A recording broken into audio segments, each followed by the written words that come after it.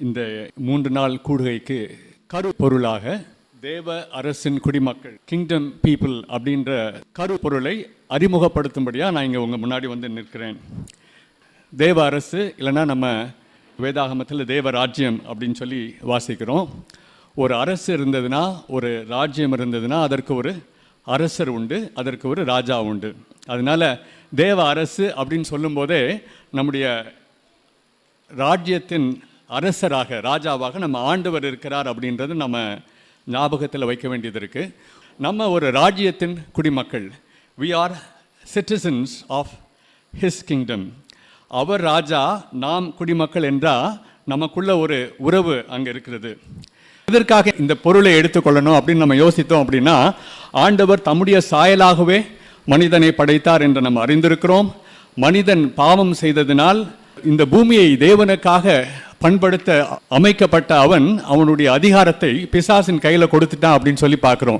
அதனால சில நேரம் நம்ம இப்படி ஒரு கேள்வி கேட்டோம்னா அதற்கு பதில் வித்தியாசமாக வரும். யார் இந்த உலகத்தை ஆட்சி செய்கிறார் அப்படின்னு சொன்னால், சிலர் சொல்லுவீங்க ஆண்டவர் ஆட்சி செய்கிறார் அப்படின்னு, சிலர் சொல்லுவீங்க இது பிசாசின் கையில், பொல்லாங்கன் கையில் இருக்கிறது அப்படின்னு சொல்லி நம்ம பதில் சொல்வதற்கு சாத்தியங்கள் உண்டு. வேதம் நமக்கு சொல்லுகிறது, தேவன் தாமே தம்முடைய குமாரனை இந்த உலகத்திற்கு அனுப்பி நம்முடைய பாவங்களுக்காக அவர் மரித்தது நிமித்தம் நம்மை தேவனோடு ஒப்புரவாக்கினார் அப்படின்னு சொல்லி நம்ம அறிந்திருக்கிறோம். அவர் ஒப்புரவாக்கினது மாத்திரமல்ல, ஆண்டவர் மரித்ததினாலும் மரித்து 3ஆம் நாள் உயிர்த்தெழுந்ததினாலும் 2 காரியங்களை நம்ம பார்க்கிறோம். ஒன்று, அவர் நமக்காக, நம்முடைய பாவங்களுக்காக அவர் மரித்தது நிமித்தம் நமக்கும் தேவனுக்கும் உள்ள உறவை சீர்படுத்த அவர் வந்தது மாத்திரமல்ல, நம்முடைய பாவங்களுக்கான பிராயச்சித்த பலியாக தம்மை ஒப்பு கொடுத்தார் என்பது நமக்கு முதலாவதாக தெரியும். 2வது நமக்கு என்ன தெரியும்? அவர் 3ஆம் நாள் எழுந்ததினால், பிதாவாகிய தேவன் அவரை எழுப்பினதினாலே அவர் நமக்காக செலுத்தின பலி அவரால் அங்கீகரிக்கப்பட்டது அப்படின்றதையும் அறிந்திருக்கிறோம். இதை எதற்காக சொல்லுகிறேன்? கிறிஸ்து என்று சிலுவையில் மரித்து 3ஆம் நாள் உயிர் தெழுந்தாரோ அன்றைய தினமே இந்த உலகத்தில் எதை இனாகரேட் பண்ணியிருக்காரு? தேவனுடைய ராஜ்யத்தை ஆரம்பித்திருக்கிறார். சில நேரம் நம்ம நினைக்கிறோம் தேவனுடைய ராஜ்யம் என்பது எங்கேயோ இருக்குது, நம்ம இந்த உலகத்தில் இருக்கிறோம் அப்படின்னு நினைக்கிறோம். அதுவும் அல்ல. இல்லைன்னா நம்ம என்ன நினைக்கிறோம்? நாம் மரித்ததற்கு பின்பாக எங்கே போயிடுவோம்? தேவனுடைய ராஜ்யத்திற்கு போயிடுவோம் அப்படின்னு நம்ம நினைக்கிறோம். அதுவும் அல்ல. நாம் இந்த உலகத்தில் உள்ளவர்கள். யோவான் 17 ஆண்டவர் சொல்லுகிறார், நாம் இந்த உலகத்தில் தான் இருக்கிறோம், ஆனால் நாம் உலகத்தார் அல்ல. மறுபடியும் நாம் நினைப்பூட்ட வேண்டிய காரியம், நாம் இந்த உலகத்தில் தான் இருக்கிறோம், ஆனால் நாம் இந்த உலகத்திற்கு உரியவர்கள் அல்ல. நாம் தேவ அரசின் குடிமக்கள், தேவனுடைய ராஜ்யத்தின் பிரஜைகள். இதுதான் இந்த 3 நாள் கூடுகையின் கருப்பொருள். அறிமுக வார்த்தையை சொன்னதினால ஒரு 2-3 காரியங்களை சொல்லி சுருக்கமாக நான் மெயின் ஸ்பீக்கர்ஸ் கையில் இதை கொடுக்க போகிறேன். முதலாவது, நாம் தேவனுடைய அரசின் குடிமக்கள் என்றால் நமக்கு ஒரு அடையாளம் உண்டு. There is an identity for the kingdom people. ஆண்டவர் யோவான் 3:3 சொல்கிறார், ஒருவன் மறுபடியும் பிறவாவிட்டால் தேவனுடைய ராஜ்யத்தை சுதந்திரிக்க மாட்டான் அப்படின்னு சொல்றாரு. மறுபடியும் பிறவாவிட்டால் அப்படின்னா என்ன அர்த்தம்? மேலிருந்து பிறவாவிட்டால், தேவனால் பிறவாவிட்டால். யோவான் 3:6 பார்க்கிறோம், மாம்சத்தினால் பிறந்தது மாம்சமாயிருக்கும், ஆவியினால் பிறந்தது ஆவியாயிருக்கும் அப்படின்னு சொல்றாரு. நம்முடைய ஐடென்டிட்டி என்ன? நாம் அவரால் மறுபடியும் பிறந்தவர்கள். we are born from above. நாம் அவருடைய பிள்ளைகள், அவருடைய அடையாளத்தை உடையவர்களாக இருக்கிறோம். நம்ம இன்னைக்கு கேட்க வேண்டிய கேள்வி, நாம் எப்படி அவருடைய அடையாளத்தை தரித்திருக்கிறோம்? நம்மள்ட்ட என்ன அடையாளம் இருக்குது அப்படின்ற ஒரு கேள்வியை நாம் கேட்க வேண்டியது இருக்குது. நம்ம ஸ்கூலில், நம்ம காலேஜஸில், நம்ம வேலை இடங்களில், ஒரு வேளையில் நம்முடைய சகோதரிகளாக இருந்தால் பொட்டு வைக்கல, அதனால் என்ன யோசிக்கலாம்? இவங்க கிறிஸ்தவர்களாக இருக்கலாம் அப்படின்னு யோசிக்கலாம், இல்லையா?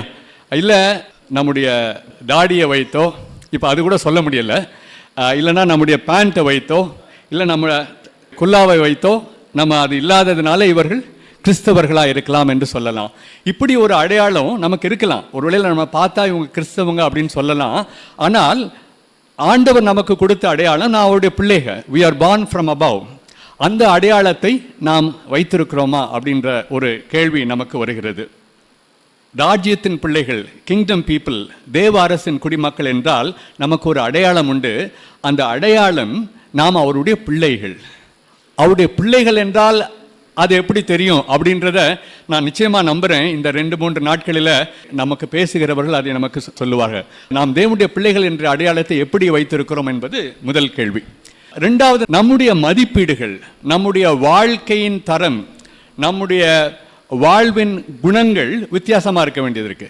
ஏன்னா நம்ம மேலிருந்து பிறந்தவர்கள் என்று சொல்லுகிறோம், தேவனால் பிறந்தவர்கள் என்று சொல்லுகிறோம். born from above, our qualities should be very different. அது என்ன குவாலிட்டிஸ்? ஒரு வேளையில் மத்தேயு 5ஆம் அதிகாரத்தில் நம்ம பார்த்தோம்னா ஆண்டவர் சொல்லுகிறார், ஆவியில் எளிமை உள்ளவர்கள் பாக்கியவான்கள், தேவனுடைய ராஜ்யம் அவர்களுடையது. நம்ம இதில் தான் சொன்னோம், தேவனுடைய ராஜ்யம் என்றால் அது எங்கேயோ மேலே இருக்கு அப்படின்றதும் இல்லை, இல்லைன்னா தேவனுடைய ராஜ்யம் என்றால் நான் மரித்ததற்கு அப்புறம் அங்கே போகிறோம் அப்படின்னு சொல்கிறதும் இல்லை.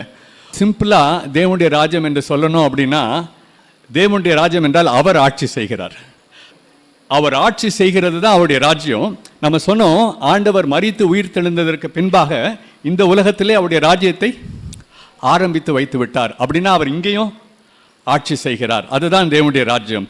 அதற்காக தான் அவர் ஜெபிக்கும் போது சொன்னார், உம்முடைய ராஜ்யம் வருவதாக, உம்முடைய சித்தம் பரமண்டலத்திலே செய்யப்படுவது போல பூமியிலேயும் செய்யப்படுவதாக.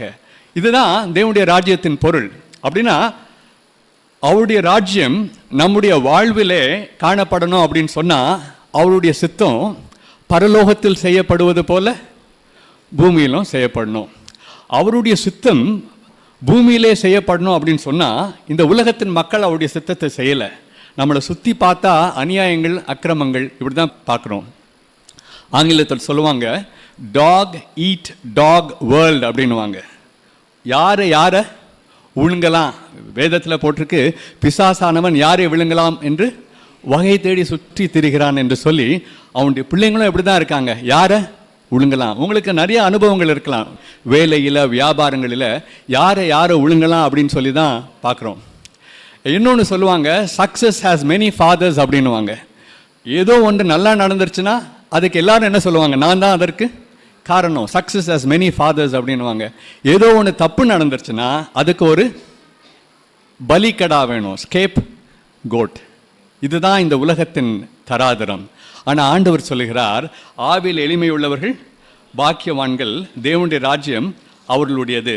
இந்த பாக்கியவான்கள் அப்படின்றது பிளெஸ்ஸட் அப்படின்னு ஆங்கிலத்தில் பார்க்குறோம், இல்லைன்னா சில டிரான்ஸ்லேஷன்ஸில் ஹாப்பி அப்படின்னு சொல்லி பார்க்குறோம். அவங்க தான் சந்தோஷமானவங்க அப்படின்னு சொல்லி பார்க்குறோம். நிச்சயமாக உலகத்தின் மதிப்பீடு அப்படி கிடையாது. உலகத்தின் மதிப்பீடு எதெல்லாம் நான் பெற்றுக்கொள்ளலாம், நான் சந்தோஷமாக இருக்கலாம் அப்படின்னு சொல்லி. ஆனால் ஆண்டவர் வேறு விதமாக சொல்லுகிறார்.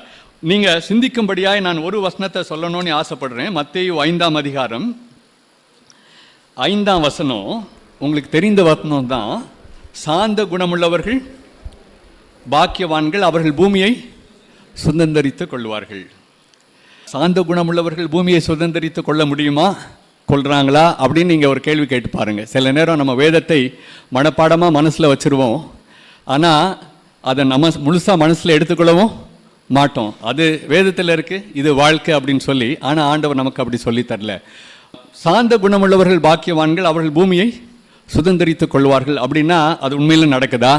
இன்னைக்கு ஒரு வேளையில் பூமியை சுதந்தரித்து கொள்வார்கள் அப்படின்ற ஒரு கருத்தை நம்ம எடுத்துக்கிட்டோம் அப்படின்னா, யாருக்கு நிறையா ரியல் எஸ்டேட் இருக்குது அப்படின்னு சொல்லி பார்த்தோன்னா, யாருக்கு நிறையா சொத்து இருக்குது அப்படின்னு சொல்லி பார்த்தோன்னா, யாருக்கு நிறையா மானிட்டரி வேல்யூ இருக்குன்னு சொல்லி பார்த்தோன்னா, தேவனுடைய பிள்ளைங்க கையிலையா இருக்குது? இல்லை. அப்போ இதோட அர்த்தம் என்ன அப்படின்ற ஒரு கேள்வி நம்ம கேட்கணும்.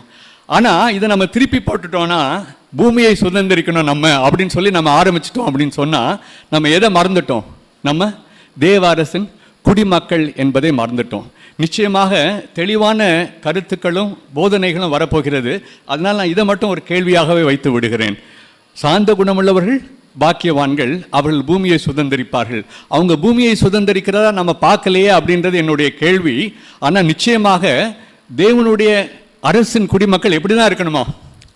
சாந்தமாக தான் இருக்கணுமா? அப்படின்னா என்ன நம்ம புரிந்து கொள்ளலாம் அப்படின்னா, ஒருவேளையில் நிலத்தை அபகரிப்பதோ இல்லை நிலத்தை சம்பாதிப்பதோ அல்ல, இந்த தேசத்தையும் இந்த பூமியையும் நம்ம யாருக்காக சுதந்திரிக்கணும்?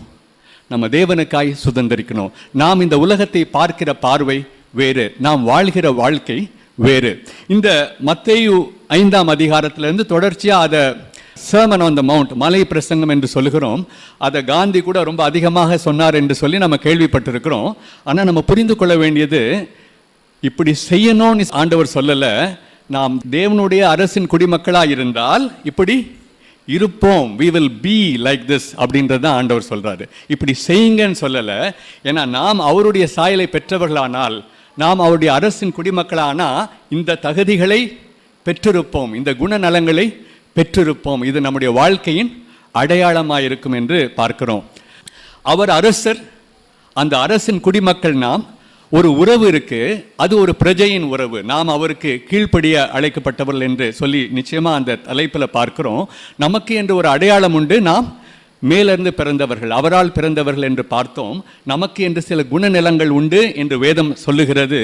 அது நாம் வாழ்க்கையில் நாம் நிச்சயமாகவே அவருடைய பிள்ளைகளாய் வாழ்வோம் என்றால் அதை மற்றவர்கள் கண்டு கொள்வார்கள். இன்னும் ஒன்று சொல்லி நான் இந்த அறிமுகத்தை முடிக்கிறேன். நமக்கு என்று ஒரு பணி திட்டம் இருக்கிறது. அதை தான் நம்ம நிறைய நேரம் செயல்படுத்துவதற்கு மறந்து விடுகிறோம், இல்லைனா கஷ்டப்படுகிறோம். நான் நினைக்கிறேன், இப்போ என்னுடைய வாழ்க்கையை நான் பின்னோக்கி பார்த்தால் மறந்து போன நாட்கள் அதிகம். அது ஞாபகம் இருந்தாலும் அதை செயல்படுத்துகிற நாட்கள் அதுவும் கஷ்டமாக தான் இருக்குது. என்ன குறிப்பாக 2 காரியங்களை நம்ம மத்தேயுவிலேயே பார்க்குறோம். நீங்கள் பூமிக்கு உப்பாய் இருக்கிறீர்கள் என்று வேதம் சொல்லுகிறது. ஆண்டவர் சொல்கிறாரு, நீங்கள் இந்த உலகத்தில் வெளிச்சமாய் இருக்கிறீங்க அப்படின்னு சொல்கிறாரு. நம்ம கேட்க வேண்டிய கேள்வி, இந்த தேவனுடைய அரசு என் உள்ளத்திலே விடிந்திருக்கிறது. தேவனுடைய அரசு இந்த உலகத்திலே ஆண்டவர் ஆரம்பித்து வைத்திருக்கிறார். He has inaugurated his kingdom. இந்த ராஜ்யம் விரிவடைகிறது என்று பார்க்கிறோம். இந்த ராஜ்யத்தின் விரிவாக்கத்தில் ஏதோ பணி செய்கிறவர்கள், பாஸ்டர்ஸ், இவாஞ்சலிஸ்ட், மிஷனரிஸ் அப்படின்ற மாத்திரம் இல்லை, நாம் ஒவ்வொருவரும் அதற்கு தான் ஆண்டவர் அநேக உமைகளை சொன்னார். இல்லை, மாவுல கொஞ்சம் புளித்திருந்தா அது முழுவதையும் புளிப்பாக்கும் என்று சொன்னார். ஒரு கடுகு விதை அது வளர்ந்து ஒரு பெரிய மரமாகும் என்று சொன்னார். நாம கேட்க வேண்டிய காரியம், என்னை ஆண்டவர் உப்பாக வைத்திருக்கிறார் என்பது உண்மை என்றால், என்ன வெளிச்சமாக வைத்திருக்கிறார் என்பது உண்மை என்றால், என்னுடைய வாழ்க்கையின் தாக்கம் அவருடைய அரசுக்காக, அவருடைய அரசின் விரிவாக்கத்திற்காக. ஏன்னா தேவ அரசு அது விரிந்து பரவுகிற அரசு. It's an enlarging kingdom. ஆண்டவர் ஒரு நாள் வருவார், முழு உலகத்தையும் தமது கைக்குள்ளாக மாற்றுவார் என்று நாம் அறிந்திருக்கிறோம். அந்த நாள் வரைக்கும் அவர் நம்மிலே எதிர்பார்க்கிறது, நாம் அவருடைய ராஜ்யத்தின் பிள்ளைகளாய் மாத்திரமல்ல, அந்த ராஜ்யத்தின் விரிவாக்கத்தில் ஆண்டவர் நமக்கு ஒரு பெரிய பொறுப்பையும் He has given us a privilege. நம்மை உப்பாய் வைத்திருக்கிறார், நம்மை ஒளியாய் வைத்திருக்கிறார். என்னுடைய தனி வாழ்க்கையின் வித்தியாசம் என்ன? ஒருவர் சொன்னார், யாரும் பார்க்காத போது நீங்க எப்படி இருக்கிறீங்களோ அதுதான் உங்க கேரக்டர் அப்படின்னு சொன்னார். அப்படின்னா நாம் ஆண்டவர் மாத்திரமே பார்க்கிற காரியங்களில், நான் மாத்திரமே அறிந்திருக்கிற காரியங்களில் நான் ஆண்டவரின் பிள்ளை என்பதை நான் முதலாவதாக மனதில் வைக்க வேண்டியது இருக்கு. நான் என் குடும்பத்தை நடத்துகிற விதத்தில் என் பிள்ளைகள் நாளைக்கு தேவனுடைய பிள்ளைகளாய், தேவனுடைய ராஜ்யத்தின் அங்கமாய், அவர்களும் இந்த ராஜ்யத்தின் விஸ்தாரத்திலே பங்கு கொள்ளணும் என்பதனால ஒரு பெரிய குடும்ப பொறுப்பு இருக்கு. நம் செய்கிற வேலைகளில், நாம் செய்கிற வியாபாரங்களில் நம்மளை சுற்றி பார்த்தா அநியாயம் அதிகமாகவே இருக்குது. சிலர் சொல்லுவாங்க, நம்ம ஒரு வேளையில் நியூஸ் பேப்பரில் டெய்லி கரப்ஷன் தான் பெரிய ப்ராப்ளம் சொல்லி பார்க்குறோம். ஆனால் இன்னொரு பொலிட்டிக்கல் தியரி என்ன சொல்லுதுன்னா, corruption is never a problem in India. ஏன்னா எல்லாருமே என்ன தான் பண்ணுறாங்க? கரப்ஷன் தான் பண்ணுறாங்க. ஒரு வேளையில் இன்றைக்கி எதிர்கட்சி ஒரு ஆளுங்கட்சியை சொன்னால், நாளைக்கு இந்த ஆளும் கட்சி எதிர்கட்சியானால் அதே தான் சொல்ல போகிறாங்க. ஒரு வேளையில் இந்த தேசத்தின் கலாச்சாரத்திலும் எதையோ கொடுத்து எதையாவது சாதிக்கலாம் என்பது இருக்கிறது. அப்படி அநியாயம் அழிந்திருக்கிற உலகத்தில் நாம் மாற்றங்களையும் கொண்டு வர வேண்டியது இருக்கிறது. சில நேரங்களில் நல்லா பார்த்தோம் அப்படின்னு சொன்னால், சிலர்கிட்ட பணம் அதிகமாக இருக்கலாம், சிலர்கிட்ட இல்லாமல் இருக்கலாம். இன்றைக்கி இந்தியாவின் நடைமுறை என்ன யோசிப்பதற்காக சொல்லுகிறேன். இன்றைக்கி இந்தியாவின் நடைமுறை என்னென்னா, காசு இருந்தால் எதுனாலும் செய்யலாம், காசு இல்லைன்னா ரொம்ப கஷ்டம். அப்போ இந்த உலகத்தில் எப்படி இருக்கிறோம்? காசு இருக்கிறவர்களுக்கு இந்த அநியாயமான உலகம் அவர்களுக்கு சாதகமாக இருக்கிறது. காசு இல்லாதவங்களுக்கு இந்த அநியாயமான உலகம் அவர்களுக்கு எதிராக இருக்கிறது. இந்த உலகத்தில் நாமும் வாழ்கிறோம் என்றால், நம்மகிட்ட காசு இருந்துன்னா நம்மளும் அந்த அநியாயத்தில் சில சாதகங்களை பெற்றுக்கொள்கிறோம். நம்மள்கிட்ட காசு இல்லைன்னா அந்த அநியாயத்தினால் நமக்கும் சில பாதகங்கள் உண்டு. இப்படி இருக்கிற உலகமும் மாறுமா? அதுலேயும் நமக்கு ஆண்டவர் ஏதோ ஒரு பங்கு வைத்திருக்கிறாரா? இது எல்லாவற்றையும் சேர்த்து கேள்வி கேட்க வேண்டியது இருக்கிறது. நான் முடிக்கிறேன். தேவ அரசின் மக்கள் என்பது தேவனை சார்ந்தது, தேவனுடைய அரசை சார்ந்தது. நாம் முதலாவதாக அவருடைய மக்கள் என்பதை நமக்கு முன்னிறுத்துகிறது. இதுதான் இந்த கருத்தரங்கின் அறிமுகம். இந்த அறிமுக வார்த்தைகளோட நமக்கு செய்தி கொடுக்க வந்திருக்கிற செய்தியாளரையும் அறிமுகப்படுத்த விரும்புகிறேன். ரெவரண்ட் பால்ராஜ். அவங்க நமக்கு புதிதானவர்கள் அல்ல. அநேக அபாக்கா கூட்டங்களில் அவங்க மெயின் ஸ்பீக்கராக வந்திருக்கிறாங்க. அவங்க ஒரு பாஸ்டர், அவங்க செமினரிலையும் டீச் பண்ணுறாங்க. அவளுடைய ஆரம்ப நாட்களில் பைபிள் சென்டர்ட் மினிஸ்ட்ரிஸ் என்ற அந்த ஊழியத்திலையும் அவர்கள் பங்கு கொண்டு தொடர்ந்து இப்போ அவங்க பழனியை பேஸ் பண்ணி சுவை தெரியாதவர்கள் வருகிறதுனால அவர்களுக்கு ஆண்டவரை அறிமுகப்படுத்தணும் என்ற ஒரு ஆசையோடு கூட அவங்க அங்கே போனாங்க. ஒரு நல்ல பைபிள் டீச்சர், பழகுகிறருக்கும் இனிமையானவர்கள். இந்த வார்த்தைகளோட செய்தியை கொடுக்கும்படியாய் அவளை அழைக்கிறேன். தேவாவியால் தூண்டப்பட்டவர் அனலான மக்கள், மீட்பர் இயேசுவின் சிநேகமானவர் அனலான மக்கள், தேவ கட்டளை கீழ்ப்படிந்தவர் அனலான மக்கள், வானளாவிய காட்சி பெற்றவர் அனலான மக்கள். அபாகா அபாகா அபாகா.